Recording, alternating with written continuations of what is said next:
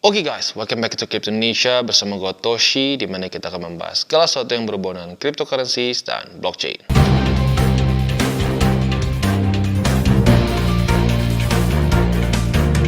Oke, jadi seperti yang kita bisa lihat di sini, kita sedang melihat chart Bitcoin dominance. Terakhir kali kita bahas Bitcoin dominance masih di daerah sini. Maksudnya gini ya, kita bahas secara chart. Kalau kita lihat dia naik, terusnya kerasa ya kemarin-kemarin. Nah, tetapi intinya EMA 200 ini dari kemarin-kemarin masih menjadi satu patokan apakah altcoin season ini akan benar-benar mulai masuk ke dalam fase-fase yang gila atau masih pelan-pelan turun ya. Sorry, bukan pelan-pelan turun tapi pelan-pelan menggila ya, seperti di sini. Karena ya buat lo yang akumulasi alts di sini ya profitable. Tetapi karena EMA 200 ini masih bertahan ya, jadi sekarang mulai melempem lagi ya dibandingkan dengan BTC tentunya ya. Secara garis besar nggak bisa kita bilang semua alts karena Bitcoin dominance ini kita hanya bisa melihat dominasi BTC saja ya, jadi kita nggak bisa spesifik per satu altcoins tertentu gitu ya. Nah, jadi kalau kita lihat historically EMA 200 ini adalah suatu indikasi ya, kalau dia sampai tembus dari EMA 200, MA20 Golden Cross alias dia berubah Death Cross dan dia menjadi resisten, disitulah altcoins akan menggila secara profit ya, menggila mengalahkan BTC tentunya ya. Sekali lagi Bitcoin dominance ini bisa aja misalkan turun seperti ini, tetapi BTC tetap naik secara USD. Tetapi dibandingkan dengan alts lain dia turun. Nah, maka dari itu ini adalah pertanda ya bahwa kita tuh sudah semakin mendekat ke dalam posisi yang dekat-dekat di sini nih, yang dekat-dekat di mana altcoins akan jauh lebih profitable dibandingkan dengan BTC. Seperti di sini, kalau mau kasus yang ekstrimnya ya di pertengahan cycle gitu ya. Pertengahan cycle tuh mirip-mirip di sini. Jebol, ini jadi resisten dan boom. Nah, kalau lo dapat movement kayak gini, itu luar biasa ya. Jadi udah untung dari BTC gitu ya nih. Selama dia naik di sini untung di BTC, pas dia begini dapat juga dari alts. Nah, itu ekstra kenyang tuh portfolio ya. Nah, jadi sekarang buat lo yang mungkin ketinggalan kemarin akumulasi saat alts drop ya, bukan alts drop tapi saat Bitcoin dominance drop di sini. Nah, mungkin boleh pertimbangkan sekarang nih akumulasi alts favorit kalian. Tapi tentunya ada beberapa yang nanya, "Bang, gue ngerti ya, lu kan udah sering bahas tuh di DCWT ya, kayak tadi aja gue udah baru upload tuh, ada PNB, ada Avex, Solana, Cardano dan lain-lain ya, Matic. Nah, Bang, ada nggak sih yang lebih baru gitu, Bang? Yang lebih kemungkinan nge-pump tuh lebih gede gitu. Tapi jangan meme coins gitu. Gue pengen yang fundamentalnya kuat karena ya tentunya lebih aman ya kalau kita membeli atau kita invest di project-project yang secara fundamental lebih sound dibandingkan dengan misalkan meme coins, meme tokens dan seterusnya begitu. Dan gue setuju ya. Jadi resiko tentunya lebih besar dibandingkan lo invest di Cardano, Solana, BTC, Ethereum terutama ya. Itu pasti signifikan lebih safe di BTC dan Ethereum. Tetapi dengan lo memilih project crypto yang punya fundamental yang sound dan kelihatannya dia bisa punya adopsi yang tinggi, nah itu mungkin bisa dipertimbangkan untuk menjadi pilihan kita mendapatkan our 10x maybe ya, 100x ya, 10x lah, lebih realistik di masa-masa sekarang 10x lah ya. Nah, salah satunya adalah Aerion Network ya. Nah, Aerion Network ini masuknya sekarang adalah ke review lah ya. Kita review apakah ini project menarik atau tidak secara fundamental. Nah, selain dari itu juga si Aerion Network ini mereka sedang ada satu event, tapi eventnya unik ya. Ini event bukan buat orang suruh trade ya, bukan orang suruh beli token dia sebanyak-banyaknya. Enggak ya. Ini event tujuannya adalah untuk competition dari Web3 developers ya. Jadi bisa coders, programmers, Web3 designers. Tujuannya adalah untuk membuat satu kolaboratif coding marathon ya. Jadi para coders ada total price pool sebesar 500.000 USD, berarti itu berapa miliar ya? 1, 2, 3, 4. Wah, udah nembus 8, kayaknya nembus 8M berarti ya dengan kurs sekarang ya. Nah, ini semua diperebutkan ya tentunya dengan cara mengikuti event ini ya. Seperti apa detailnya kita bahas nanti di belakang. Sekarang kita akan lebih fokus dulu ke si projectnya itu sendiri ya. Jadi Aerion Chain ini ya sebenarnya baru saja jadi sebenarnya ya, karena dia itu tadinya si tokennya ada di BSC. Nah, setelah mereka sudah siap, mereka kemarin sudah testnet juga sih ingat gue, atau masih lagi juga nih sekarang ya. Nah, mereka akan siap-siap untuk berpindah karena kalau kita lihat di sini mereka sudah bikin guide juga untuk nanti perpindahan dari BSC ke network mereka sendiri begitu ya. Nah, di sini yang unik adalah mereka itu memiliki TPS yang tinggi, mencapai 600.000 TPS ya. Itu berarti kayak 2 kalinya Solana ya, di layer 1 lagi.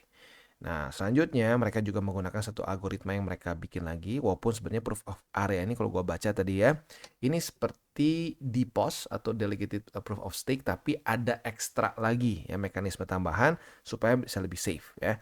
Karena ya kalau DPoS technically speaking layer 1 kemarin Solana ya sempat jebol beberapa kali kan, walaupun ya nggak sampai jadi nggak kepake sih, sampai sekarang Solana masih terus dipakai. Nah, tetapi sepertinya si Aaron ini sudah coba cari lagi mekanisme lain, tambahannya supaya sistem delegated proof of stake-nya ini tetap bisa secara layer 1-nya tinggi, secara kecepatannya tetapi tidak compromise on security, gitu ya. Nah, selain itu juga mereka ingin fokus bukan cuma di blockchain-nya saja, tetapi mereka ingin menjadi suatu ekosistem, di mana akan ada sub-product seperti Aerion AI, ada Aerion Scan, Aerion Wallet, dan seterusnya yang akan ada di dalam ekosistem Aerion. Ya. Jadi, projectnya bukan cuma sekedar, oke, kita akan listing, bla bla bla bla. Itu tentunya akan terjadi, ya, akan listing di exchange A, B, C, tentu itu akan terjadi. Tapi fokus mereka itu yang gue suka adalah ke fundamental dari project mereka sendiri. Nggak cuma asal kayak pokoknya ayo kita bikin ini pump. Nggak, tapi mereka ya lu lihat sendiri lah eventnya aja untuk para coders begitu. Jadi mereka ingin supaya blockchain mereka itu lebih secure gitu ya. Jarang nih, gue jujur udah ada jarang ngelihat project-project yang fokusnya lebih ke situ gitu. Karena rata-rata project lain lebih fokusnya ke yang penting ayo kita bikin tokennya naik secepat mungkin gitu. Nah, di sini yang gue suka adalah mereka fokusnya tuh eventnya aja bahkan ke ya untuk membuat si programming mereka, coding mereka lebih bagus lagi dengan cara mengadakan ya mungkin ini kayak jadi semacam stress test juga ya. Dan juga bukan cuma itu, nanti mereka akan bisa memberikan reward ke project-project yang mungkin menarik untuk bisa dibawa ke dalam ekosistem mereka ya. Nah, overview ya. Jadi overviewnya seperti yang gue bilang tadi ya, dia akan pindah dari BSC ke layer 1 Aerion Chain ya. Nah, di sini seperti yang gue bilang tadi ya, ini ya kayak tadi lah kurang lebih overview dari layer 1 mereka. Mereka akan pindah dari BSC ke ke Aerion Chain ya. Nah, di sini saat testnet mereka nih ya, saat testnet mereka, chain mereka itu sudah berhasil memperform 14 juta transaksi tanpa masalah sama sekali ya. Nah, jadi mereka akan switch ke mainnet dan mulai menggunakan Aerion Chain. Ya, jadi testnetnya overall oke, berhasil. Dan lagi-lagi tujuannya adalah untuk supaya ekosistem mereka ini bisa ya memenuhi semua transaction needs kita gitu ya. Milestones-nya kita bisa lihat di sini. Area ini mulai dari satu token BSC di tanggal 12 Januari 2023. Dan kalau kita lihat di sini dia step ke spotlight ini tanggal 20 September 2023 dan testnetnya dimulai di situ ya. Nah, setelah mainnetnya sudah aktif, para investor dengan area token di BSC bisa replace token mereka dengan area token atau sorry, area coins ya, bukan token, dari area coins on Aerion Chain dengan basis 1:1 gitu. Jadi kalau lu punya 1000 area token, maka lo akan mendapatkan 1000 area coins. Nah, ini ya, token dan coins. Sebelumnya adalah token BSC, sekarang jadi coin karena memang kayak official currency-nya dari si Aerion Network gitu ya. That's really cool ya. Cara migrate-nya seperti apa? Ya kemungkinan besar kalau lu baru dengerin sekarang ya berarti lu nggak ada staking pools, nggak ada decentralized wallets dan seterusnya. Yang paling memungkinkan adalah centralized exchange. Nah, di sini simple banget caranya. Lu tinggal tunggu ya. Udah gitu nanti akan ada notification dari exchanger-nya, udah gitu tinggal agree. It's very simple and automated. Ya, jadi literally transaksi ini mirip banget kayak dulu transaksi misalkan BNB, tadinya mereka tuh numpang di Ethereum, pindah ke BSC, punya dia sendiri. Cardano, seingat gua Cardano tuh numpangnya itu di Ethereum ya. Numpang di Ethereum awalnya apa namanya? ERC20. Nah, udah gitu dia berubah jadi versi mereka sendiri ya di Cardano Network ya. Nah, jadi overall menurut gua fundamentalnya cukup menarik ya. Untuk roadmap, mereka kuartal 1 2024 akan mainnet launch ya. Jadi lagi-lagi sekarang masih masuknya ke testnet ya, tapi sudah dekat ke mainnet launch. Lalu juga akan ada Aerion Exchange Aerion X Exchange launch ya. Akan juga T1 apa namanya? Ini Tier 1 ya, Tier 1 checks listing ya. Dan juga ada airdrop, ada Code Area Hackathons Finals dan expanding team ya. Kuartal 2 akan ada bridge ke Aerion Chain, ada juga Tier 1 checks listing lagi. Ada mobile app demo, ada juga Aerion Website 2.0 dan seterusnya ya. Nah, di sini mereka akan improve scalability juga dan juga performance dari area on chain dan seterusnya. Kalau gue pribadi ngeliat dulu di sini deh, 2 kuartal pertama 2024. Nah, kalau kita di sini, yang paling penting menurut gua adalah launch-nya nih. Apakah launch-nya akan baik-baik saja atau tidak? Karena lagi-lagi di dalam dunia teknologi itu secara on paper kita bisa berpikir, oh ini safe, dadadadadad. Kayak Solana lah, kita mikir udah ini safe dan seterusnya, mainnetnya juga lancar bahkan ya. Tapi pas waktu semua udah pakai bisa ngejam gitu. Nah, jadi ini penting nih. Apakah mainnetnya halus atau tidak launch-nya ya? Mulus atau tidak lah gitu ya launch-nya. Nah, selanjutnya yang penting lagi adalah listings. Apakah listings ini akan dilakukan di exchange yang sebesar apa nih? Tier 1 tuh nggak berarti langsung kayak Binance gitu juga sih ya. Masih ada kemungkinan dia listing dulu misalkan di tier 1 lain seperti Maxi mungkin dan seterusnya gitu ya. Banyak lagi lah ya. Nah, kalau udah listing kayak gini tentunya akan membuat volume meningkat juga. Nah, saat volume meningkat otomatis buat lo yang sudah mulai beli duluan ya lebih profitable gitu ya. Mau tidak mau itu ya. Nah, jadi kurang lebih seperti itu. Jadi kalau lu tanya, Bang, ini menurut lo secara apa namanya roadmap gitu, oke nggak sih? Jujurnya menurut gua ini masuknya ke oke ya karena mereka udah siapin buat segi dari orang yang pengen cuan nih dari listing-listing bisa. Orang yang pengen fokus nih techlistnya oke nggak, jebol nggak? Ada ya di kuartal 1 ini. Dan juga ya spesifiknya untuk ngomongin keamanan dari apa ya maksudnya kesannya keamanan dari eh, network mereka dan lain-lain ya event mereka lagi-lagi adalah fokusnya untuk coding gitu. Jadi overall menurut gua ini menarik ya. Nah, selanjutnya tokenomics. Tokenomics ada perubahan di sini ya. Mereka mengganti tokenomics saat dia sepertinya akan geser ke mainnet ya. Jadi kalau kita lihat di sini ekosistem development 30% ya, ada 75 juta area. Unlock-nya ya itu 50%, cliff-nya 12 bulan ya. Vesting-nya itu 120 bulan linear ya. Gede nggak? 30% gede. Tetapi ini dengan ada note ya, vestingnya 120 bulan, which is oke lah. Ini lama lah jujurnya ya. Overall oke.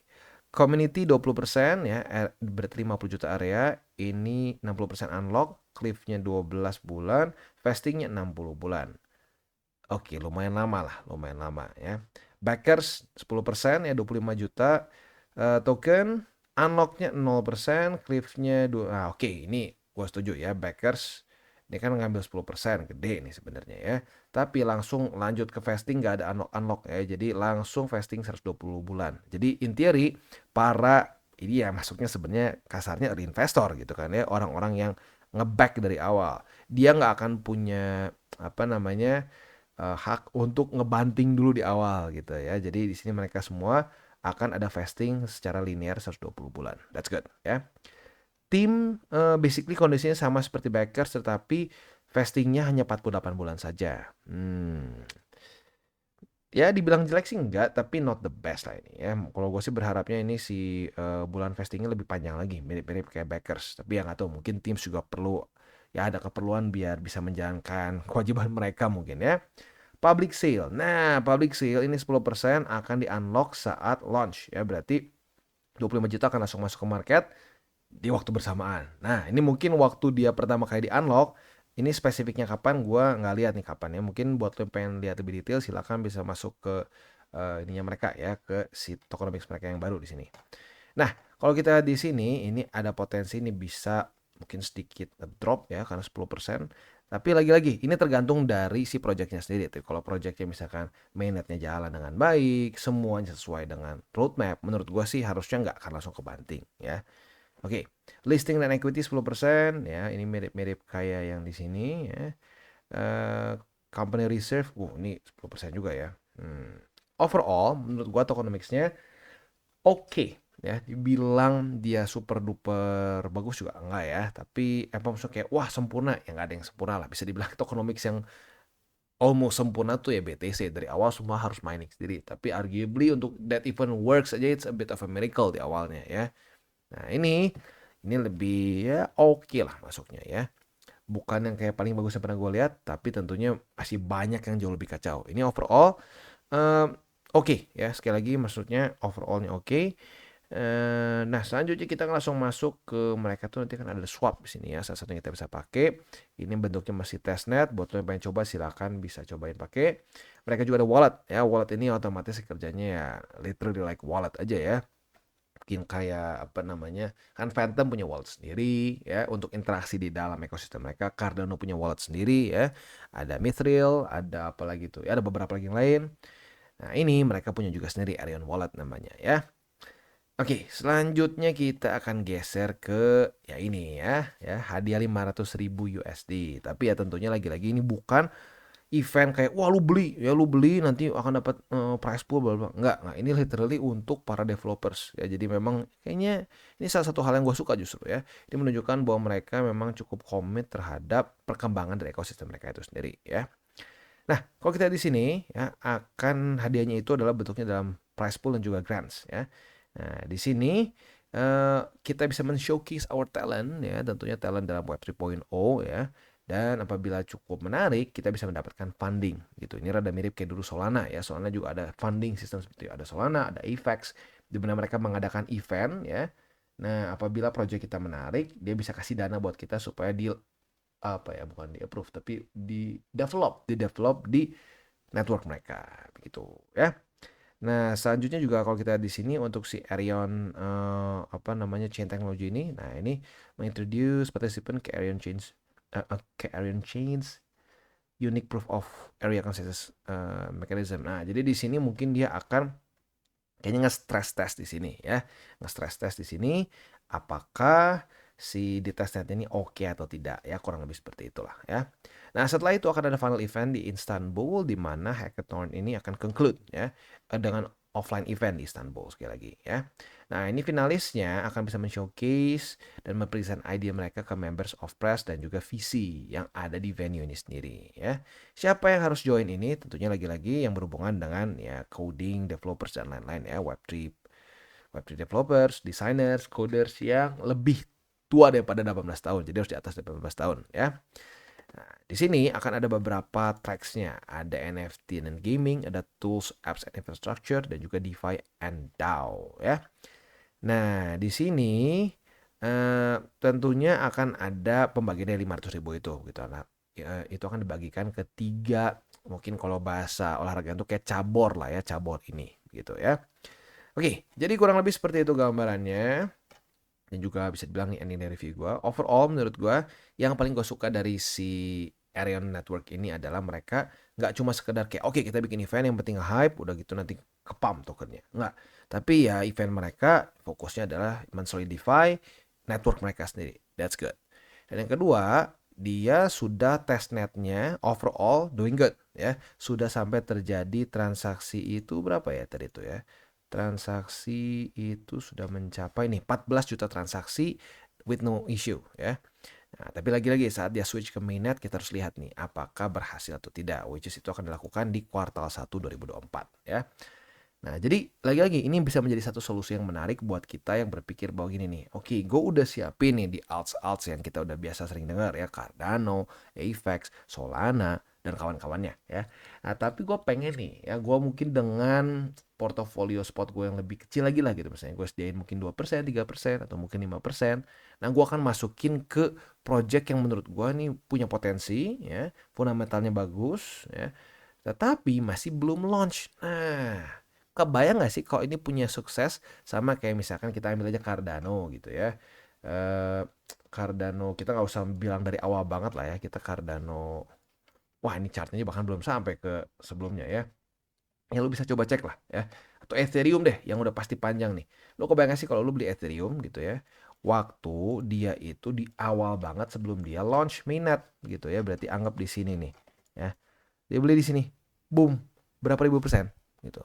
Nah, tapi lagi-lagi kita nggak bisa tahu mana yang akan jadi Ethereum atau minimal jadi pesaing Ethereum atau tidak. Nah, maka dari itu, gimana jaga resikonya? Ya jangan terlalu gede gitu. Jangan berpikir bahwa, wah, bagus nih, gua setuju sama Toshi nih, menarik nih. Wah, 100% porto spot gua masukin. Nah, itu juga nggak bijak gitu ya. Jadi ya lu tentukan sendiri, lu sebesar apa risk tolerance-nya, udah gitu ya invest gitu ya. Oke, jadi kurang lebih seperti itu untuk video kita pada hari ini ya. Mungkin buat lo yang tertarik dengan segmen yang mirip-mirip seperti ini ya, yang bukan cuma TA tapi kita ngebahas fundamental, bisa komen di bawah. Apabila cukup banyak, gua akan coba pertimbangkan untuk lebih sering membuat konten-konten yang lebih kesini vibe-nya ya. Jadi kurang lebih seperti itu untuk video kita pada hari ini. Dan seperti biasa 3 aturan utama, 3 golden rule nih dari TCI. Yang pertama adalah jangan pakai uang panas, jangan over leverage, dan yang ketiga adalah apa? Berpikirlah jangka panjang untuk kripto. Jangan berpikirnya besok pengen profit berapa ya, apalagi sejam ini mau profit berapa ya. Makin dibikin target kayak begitu, lebih sering boncos. Dan bagi kalian yang belum mengikuti DCWT atau Daily Charting with Toshi, bisa klik di sini, di mana kita akan daily chart your favorite cryptocurrencies. Dan buat lo yang masih bingung cara baca TA, chart, dan hal-hal lain, bisa juga kita klik di sini tutorials with Toshi. Ya. Dan buat lo yang belum memiliki akun ya, di berbagai macam cryptocurrency exchange, bisa klik di bawah ada link kita, lo bisa pilih sendiri. Ya. Lalu selanjutnya jangan lupa juga untuk join Telegram group kita, di mana kita bisa ngobrol-ngobrol santai mengenai dunia cryptocurrency secara 2 arah. So, jangan lupa untuk like, subscribe, click the bell icon, and see you on the next video.